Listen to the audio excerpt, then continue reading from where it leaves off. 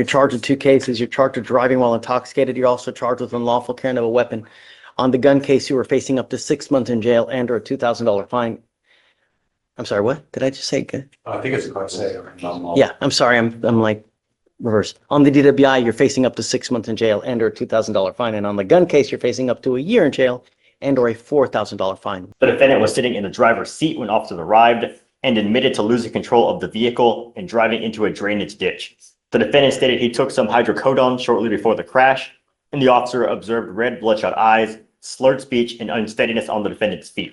Standard field sobriety were performed.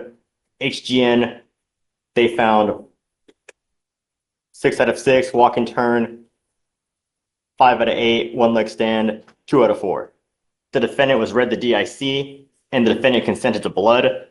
The officer conducted a search and found in the vehicle a cooler with a beer in the back seat, a small bag of prescription pills prescribed to the defendant, hydrocodone, and a loaded Ruger SP-101 under the driver's seat within reach of the defendant.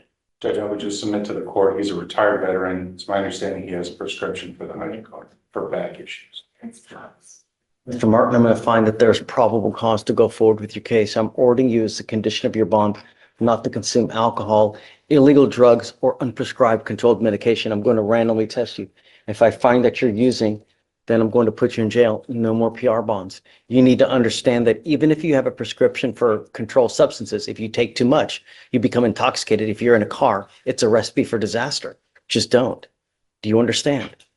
Any prior DWIs? No, Your Honor, and license is eligible. Okay, you need to be very careful. Don't take it if you're going to go drive. Do you understand? Yes, sir. If I find that you pick up a new case, if you use it irresponsibly, I only have one place for you. I'm going to do everything in my power to protect my community. Do you understand, Mr. Martin? Now, you have a lawyer. Because you have a lawyer, I will waive your appearance, but it is your responsibility to stand with Mr. Johnson. He'll tell you when you have to come back to court. If he tells me he can't get a hold of you, you become a danger to my community, you pick up a new DWI, just, I'm gonna put you in jail. That's all I have. Do you understand? Okay.